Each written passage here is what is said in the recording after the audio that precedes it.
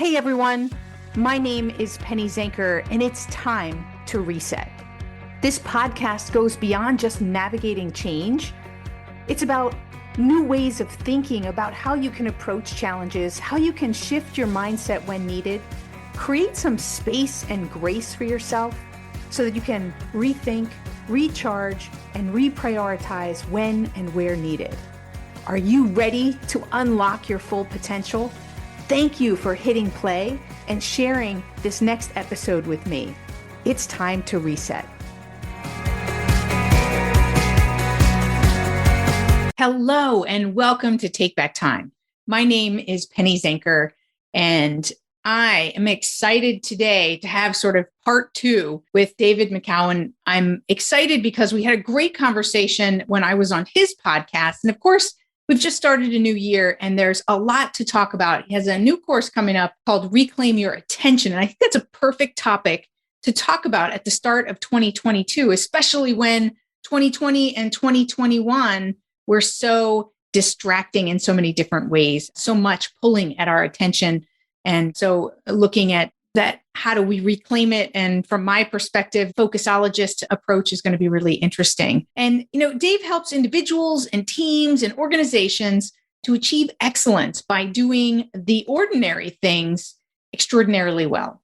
That's really important because doesn't have to be these massive things that we're doing. It's just really honing in on the basics. I'm sure you've heard that before. He's the CEO of Outfield Leadership and the author of the Amazon best-selling book, The Self-Evolved Leader: Elevate Your Focus and Develop Your People in a World That Refuses to Slow Down. So I need say no more. Dave, welcome to the show. Hey, Penny, it is great to be here with you, and I'm delighted to do the return leg. So your course that's coming out, why do you care about focus and attention? Your best-selling book was around that leader and elevating your focus and developing your people. Why is focus and attention important to you? The work that I do with leaders and leadership teams is ultimately to help them scale their impact. And even, way before the pandemic hit and the distractions of 2020 and 2021 came around, one of the fundamental and foundational leadership skills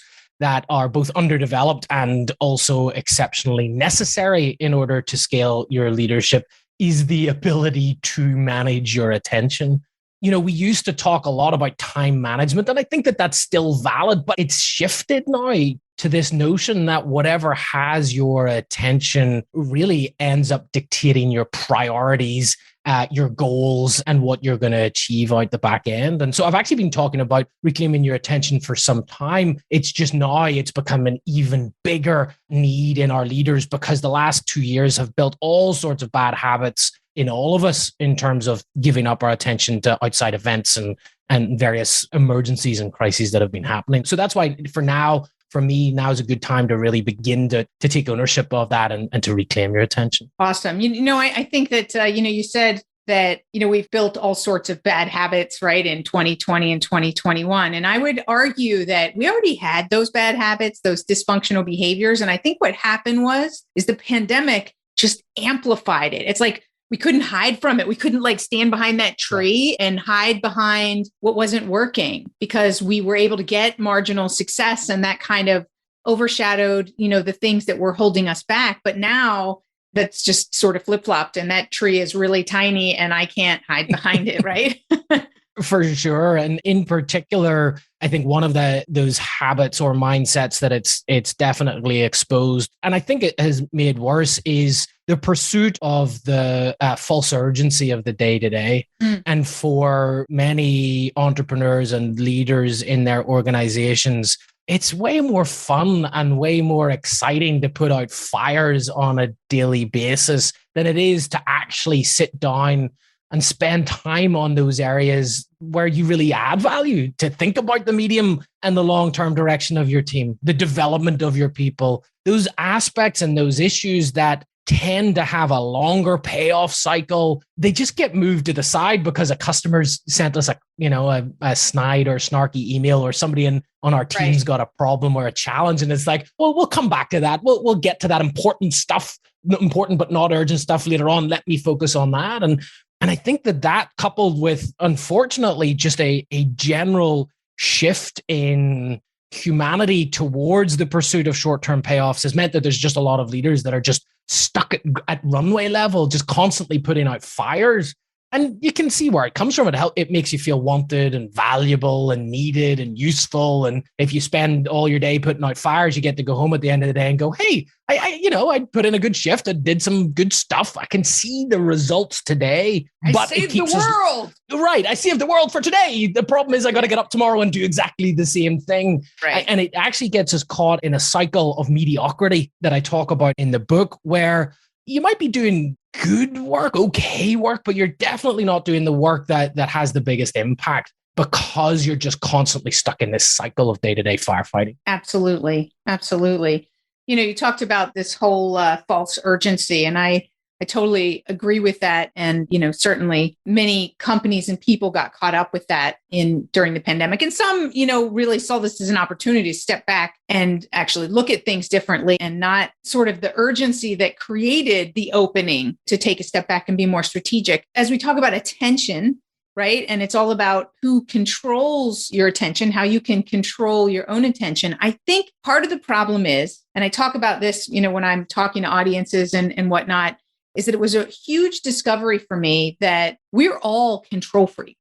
And the problem is that we exhaust ourselves. We have this weird sense of exhausting ourselves trying to control the things that we can't. And then when it comes to the things that we can control, we, like attention, for instance, we give up, where it's learned helplessness. We're like, oh, we've tried and we can't control it. So, then we shift from all that effort and obsession to control to the opposite, which is apathy, and just let it happen. What do you think about that? Oh, very much so. And particularly, you just think about the number of interruptions that any leader, entrepreneur, person gets on a daily basis. I mean, the average person gets upwards of 120 emails a day. And, I was actually writing this morning that email is like the antithesis of work that has meaning and impact, right? You never get to the end of the day and go, man, I really nailed it with that subject line, or we really got into like innovative and creative ideas in that email thread. Right. It's just, it feels bureaucratic. It feels like it's draining your enjoyment out of it. But to your point, we have almost just said, well, that's just the way that it is. And whether it's somebody that works in a large organization and says, well, I just have to respond to every email that comes in, or whether it's an entrepreneur that says, well, there might be some gold in there. All of those are just stories that we tell ourselves. And there is always that sphere of control that we have. And when you find yourself in that place of learned helplessness, it's usually because you've given up pushing against the outside of that sphere. And so there are small things that anybody can do to reclaim their attention, to say, okay, I'm going to, at the very least, just try to make this marginally better for myself so that I can buy some more time to focus on the things that I enjoy, that have more impact, that have more meaning, that ultimately will help me achieve the goals that I want. And so if anybody's sitting there thinking, gosh, well, I've sort of ceded control over it, my first thing would be to say, well, hey, just put a pause on that thought. You can control way more than you think, and just make that commitment to start pushing against some of those false narratives that we've given ourselves. Absolutely. It's funny you mentioned email, and then I have another question for you. But, it's funny because it is one of those things we can control, and that in a way that's how we become addicted to controls. They say, well, we can control by going in and responding to all these emails, but they're not important, right? They're not important. And that's interesting. It's almost like, we have these mechanisms to cope so that we feel like we're in control. And I think the email and the, text messaging into this urgency is part of that, making ourselves feel better. It's kind of like I clean. Like if I'm upset or stressed, I'll clean. I need counters cleared. I need things cleaned so that I can have like peace of mind. And I think that's, people want to clear out their email and feel like that's going to give them peace of mind. And unfortunately, it's not focusing your time and effort and attention on the things that make the biggest difference. For sure. And I mean, I get that. Just even that notion of, well, there might be something urgent in there, and there may well be, the likelihood is, hey, if you were just to say to yourself, you know what, instead of just checking my email or my Slack or wherever I get my information, my notifications first thing in the morning, if I just took the first hour and just said, okay, what's truly important to me today? What do I need to get done? What are those 2 or 3 things that will really move the needle for me? And then spend 45 minutes doing one of those, right? And then fire up your email. Right. The amount of people that literally the first thing that they do when they wake up is they roll over, they open up their phone, and it's news, it's social media, and it's email. And then that dictates your day. Dictates your day. It dictates what you focus on. It dictates your mood. And it robs you of the intentionality to say, I'm going to create a day for myself. So just take 45 minutes and take an hour. If you have to get up 30 minutes earlier to make it happen, by all means do that. Focus on something that's going to move the needle for you that day, and then go and bring back that sense of control that you need in checking your emails and responding. But you do that, just even that little minor change, and you'll feel more truly in control of setting the day up for the way that you want it to unfold and unravel. Huge. I totally agree. I'm a big proponent of being clear. Not, people talk about their morning routine. It's also what not to do in the morning. And that would be one of them, right? Is to grab your phone, and all of those are reactionary, right? Your email's reactionary. Right. It's like, what came in that I can react to? Right. The news is reactionary. Oh my goodness. How am I going to respond to this and react to this? So exactly as you said, you wake up and you're training yourself to continually be reactionary, and that just sets the tone for the whole day. Yeah. And so the interesting thing about morning routines is often when people start thinking about this, they're like, okay, well, I've got to get up and I'll exercise and I'll have a good breakfast and I'll meditate. All great stuff. Fantastic. Do it. Absolutely. But then they go, and then I'll go into work mode.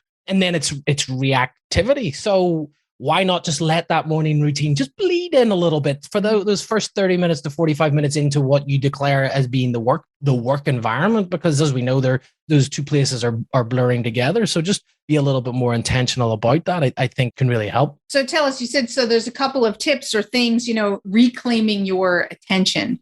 What are some things that you suggest for people to be aware that their attention is elsewhere, right? Because awareness is first, and then what are some things that you found helpful? Well, the first most helpful thing to do is actually just to take an audit of everything that's currently got your attention. So to conduct an attention scan, which is nothing more complex than sitting down with a bit of paper and literally writing out what are the list of things that are top of mind for you right now. So that can be your to-dos, it can be projects you're working on, it can be conversations you need to have, it can be relationships you need to tend to, it can be deadlines that are coming up. And just going through that exercise of getting all of that out in your head. David Allen, one of the great founders of time management practices, says your brain is for having ideas, not holding them. For every idea that you try to hold in your head, you get less of the headspace to be able to think creatively. And so literally just getting that all out, looking at it and saying, okay, this is everything that's got my attention. How do I begin to then build a system that allows me to tick through these in a way that gets the work done that needs to get done efficiently, effectively, and in a timely manner? So attention scan, number one. The second, actually most valuable thing that you can do is to build a series of recurring buckets. So if you're a leader of a team, which is the context that I usually work in, ensure that you have regular meetings with each of the people on your team and your own boss, in which you can drop items into that need to get dealt with in those areas of implementation. You'd be amazed the number of people, something comes into them and it's a new interruption and they think, well, I've got to handle this and I just don't know where or how, so I'll just deal with it now. I'll just get it off. And you basically end up in a position where if you've ever trained to play tennis, you're just standing, or baseball even, you're just standing in front of a ball machine and just constantly whacking balls over the net, and the balls will never stop. Right. And so one of the first things that I teach leaders to do is take all those truly non-urgent things and just put them into those recurring buckets. Just set them into your agendas, deal with them at the point at which they come. Doing those two things, getting a grasp of everything that's got your attention, building those buckets that you can put things into. And then thirdly, as best as possible, just minimizing the areas of new inputs into your life. So just sitting down with the key people in your life and saying, look, here are the tools that we're going to use to communicate with each other and the purpose that each of those are going to have. You'll be amazed at the number of teams that use email and phone calls and text messages and Slack messages and another IM system and Morse code. Yep. Right. And there's just no protocol around that. And there's no definition for why and how you would use something. And so And it seems so trivial. It's like, well, what does it matter? And it doesn't until you get drawn into every single one of those, depending on how somebody wants to communicate. Actually, it's funny. We're so simpatico in that, as I talk about that as well, because, it's not just one app binging and expecting, right? It's WhatsApp, it's Skype, it's Slack. Right. And especially when they have these multiple channels where groups are chatting about and you're expected to stay up on what the groups are talking about, that can get like so overwhelming and time consuming that people it totally takes their attention away from what it is that they really need to be doing. And it also has two then additional impacts as a result of it. So there's the multi-channel aspect of it, which you're right. There's also then the added temptation to then get taken down another rabbit hole. So if you only check your email on your computer, but somebody's pinging you on WhatsApp on your phone, every time you pick up on WhatsApp, you just habitually then you're like, well, I'll see what's going on with the news, or I'll see what's going on here. And then before you know it, you've wasted some time there. And then as Cal Newport talks about, you just get that attention residue that just stays with you as you move from one context to the next. That makes it very difficult for you to get back up to speed with what it was that you were working on. And so minimizing just the number of inputs can just help provide more of an external set of parameters that allow you to stay focused. And so if you have the ability within your team to just say, look, I often talk about synchronous communication and long form and short form. Somewhere in that grid are all of the ways in which you need to communicate with your team. So take each 4 box and just say, this is what we use for this box. This is the tool that we use for short form asynchronous communication. And just say, these are the 4 tools that we're going to use, or the 3 tools that we're going to use, and self-police it and say, look, don't send me a text message if we've agreed that we use Slack, because then that's going to then set a channel and a chain between you and I that's not within that protocol. So let's talk about that for a minute, because that's a huge problem, right? So I have a client. They have all these different channels and they have to have this one because they work overseas and blah, blah, blah, blah, right?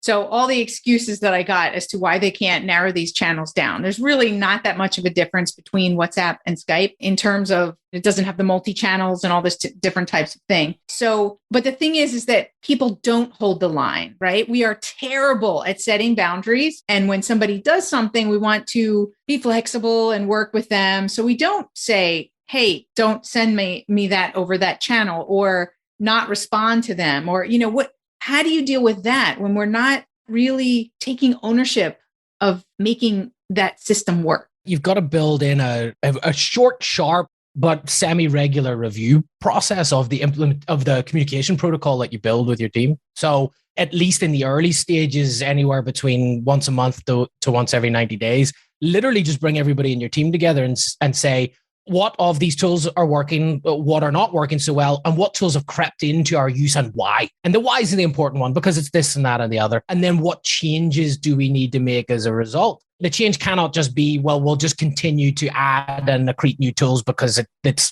benefits this person or that person, or somebody's going to get stroppy. There's got to be a valid reason behind that. But it's like trying to build any norm into a team. If you're not good at self-policing in the moment, then you have to build an accountability section in.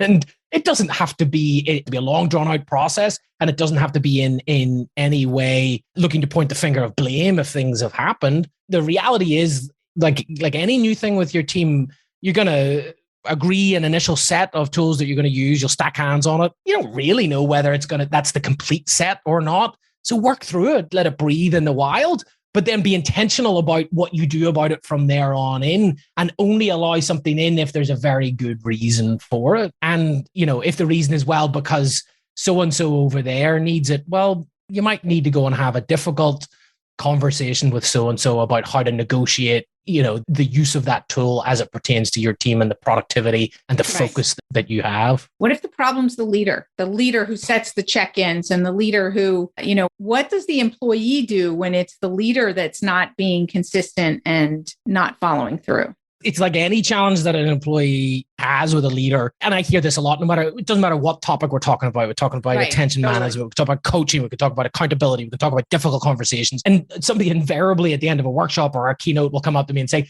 this is all great, but my leader XXXXX, to which there's usually a line of inquiry I go down. First of all, which the first one actually we alluded to earlier, which was, when was the last time you actually really tested that assumption?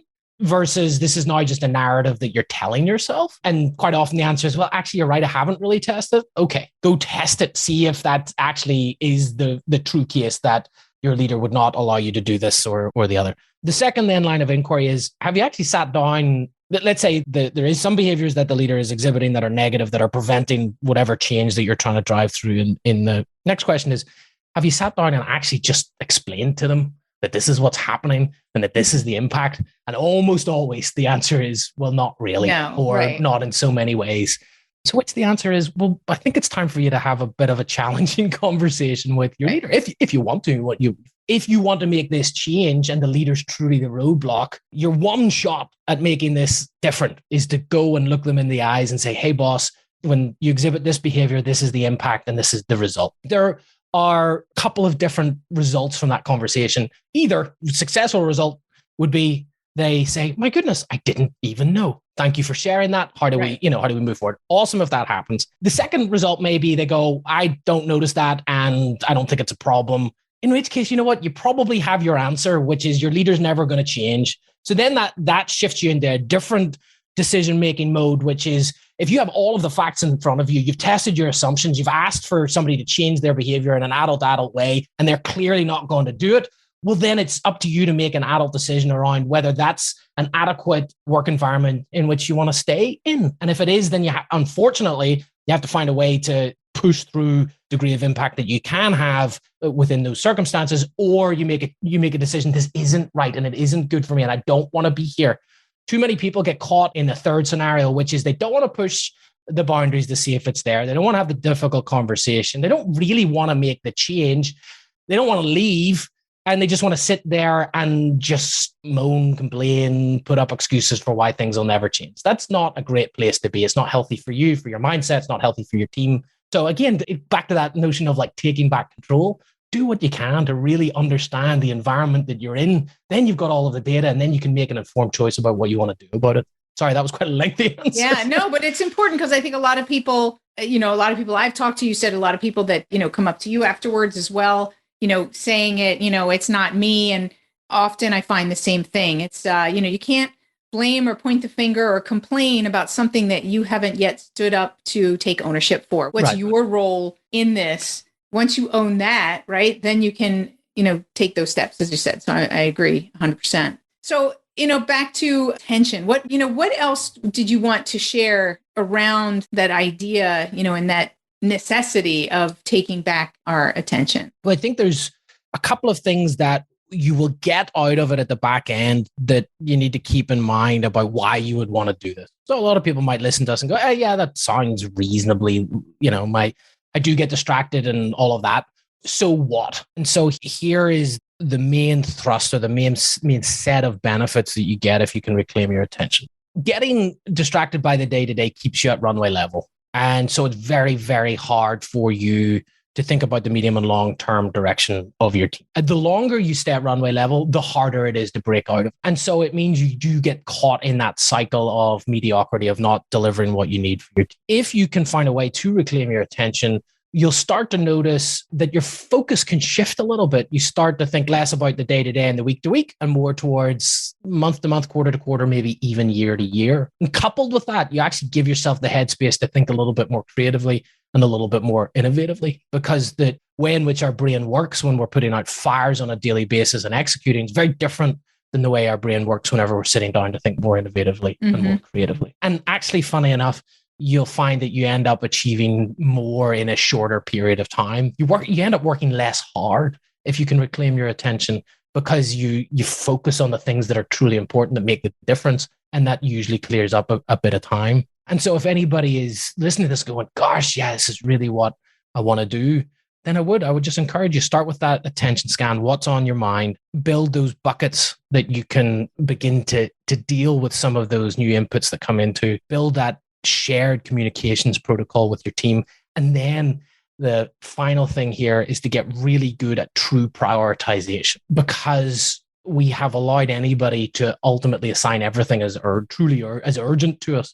Get really good at saying that's not actually that urgent, or that's not actually that important, and getting good in the moment of saying, okay, we can deal with this at this point in this place with these people rather than feeling that you've got to just swarm to anything that comes into your purview. Absolutely. All right. Well, so those are the 4 steps. So is that what's encompassed in this? I think you've got a new course that's coming out. Is that available in the course, walking the people through those 4 steps and maybe holding them accountable to seeing them all the way through? Yeah, the course will take you step by step through building your attention management system. And it deals with 2 aspects of it. It deals with your own distractions, what takes you in a direction based on your own behaviors, your own habits, and then also how to manage and mitigate those new inputs. I designed it to be super practical. I didn't want it to be particularly heavy with theory. I wanted it to be something that somebody could put in place as soon as they go through.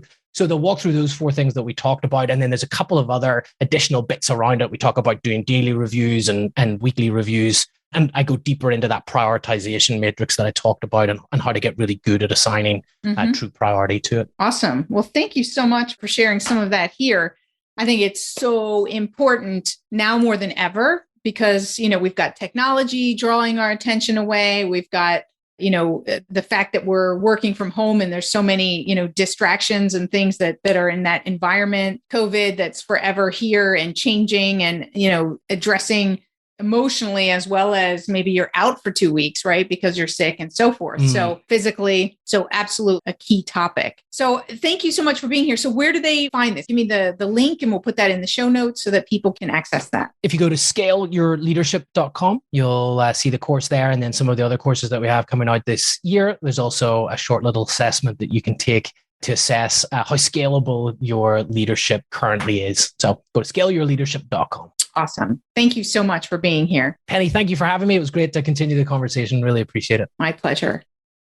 And thank you all for being here.